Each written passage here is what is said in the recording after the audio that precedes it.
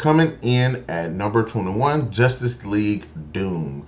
Now, Justice League Doom is the scenario where Batman has contingency plans for all other Justice League characters, and what happens when that gets into the wrong hands is actually a really cool film. You get to see some of my favorite Justice League characters having to deal with their biggest, I don't want to say fears necessarily, but basically that happens and they have to kind of deal with it. And I like how it kind of turns into the question of who Batman is, because it's got this really dark focus of like, hey, you're our friend. Why do you have contingency plans for us? And look what happened now that you got these contingency plans on us and stuff. But also, Vandal Savage is one of the characters because he's the main villain in the film. I don't really like him, but I thought he was pretty cool in this film. Not to mention Cheetah. Cheetah looked really cool. She's one of my favorite DC. In fact, she's one of my favorite comic book villains. But the design of her character looks really cool in this film. Coming in at 22, Guardians of the Galaxy. Again, it's one of those properties nobody heard of until the MCU brought it out. Great characters. It's a fun time. There are some pretty cool action sequences. I like the banter between the characters. I like the tension between the characters because ultimately it does bring them together. Ronan isn't really the most memorable villain, but he's okay. And I think that works because the main characters are so silly. You got this serious villain, and when they kind of do banter back and forth, it just comes off a bit silly, and it's fun, it's humorous. So Guardians of the Galaxy, that's pretty, and not to mention it's got a really good soundtrack. Coming in at number 23, Tank Girl. Now I know this movie didn't do well in the movies. I think it bombed pretty bad, but I like Tank Girl. It's set in this post-apocalyptic wasteland. Laura Petty is fun as Tank Girl, and I started reading some of the Tank Girl comics, and I feel like she does a decent job of actually portraying the character. I like that. Just if it's so insane. If you read the comics, you'll see it too. Like the way that everything's set up, the characters, everything's just kooky. It's crazy. The only issue I kind of have is Tank Girl is pretty damn brutal. Like there's blood and stuff, and people getting torn up, and all types of shot up and shot in the face and blown up, and just ridiculousness. Now that a little bit of that would have got put into the film, I think it would have been a bit better, but I actually liked it. Coming in at number 24, Wonder Woman Bloodlines.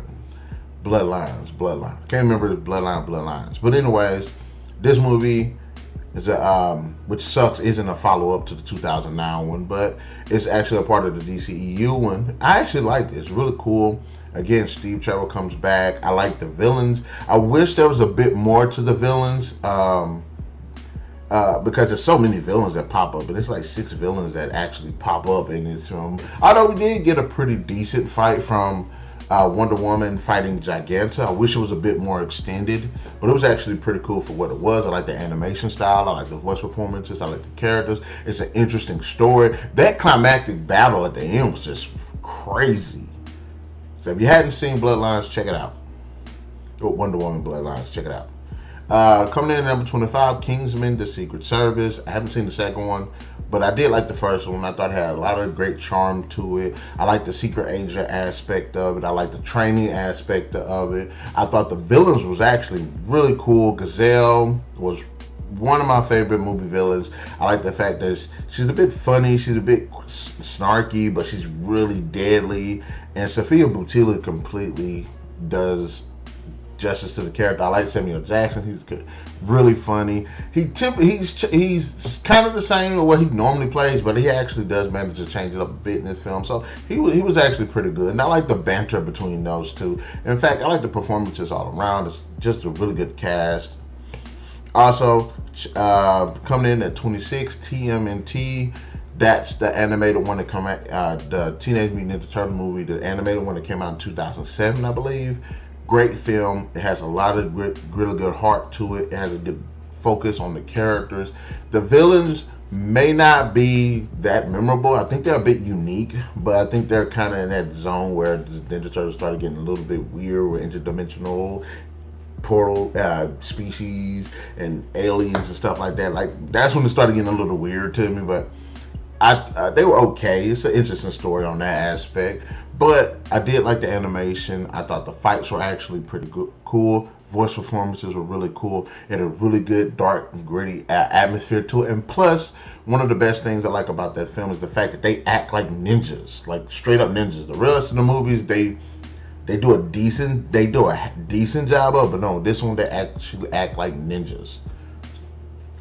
Coming in at number 27 is Aquaman. Now, nobody thought this movie was actually going to do a damn thing, but when it came out, it did its thing. Visually, one of the best films, especially with the underwater aspect, the sound design of when they're talking, when they're swimming, the fights. Just basically, if you look outside of the story and the performances, just all the aesthetic of it is just beautiful and just beautifully crafted. Now going to the performances, great performances. The story is pretty cool. I actually like the villain Ocean Master. He was actually pretty badass. So for people that thought Aquaman is a joke, go watch this movie, because I highly doubt you'll walk out of it thinking otherwise. Or think of the same thing.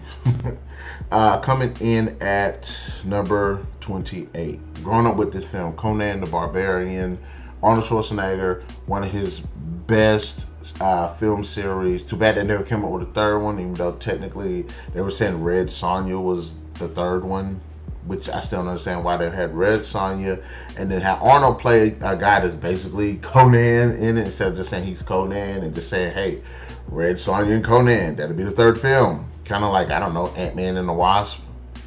But anyways, Conan grew up with it. It's a great sword and sorcery film. There's a lot of brutality to it. There's a bit of humor. There's a bit of charm. It's a story of revenge. And plus, you get to see a younger Arnold wielding this big-ass sword, just killing the hell out of people. And James Earl Jones as a snake guy that can turn to a snake or something like that. Anyways, it's a good film. Coming in at number 29, Batman, the 1989 film.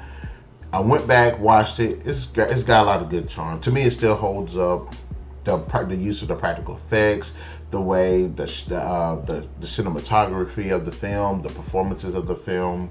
Just watching the funny gadgets that they have in the film. Jack Nicholson is a fantastic Joker, and I really enjoyed. He just looked like he was just having a good time in that film.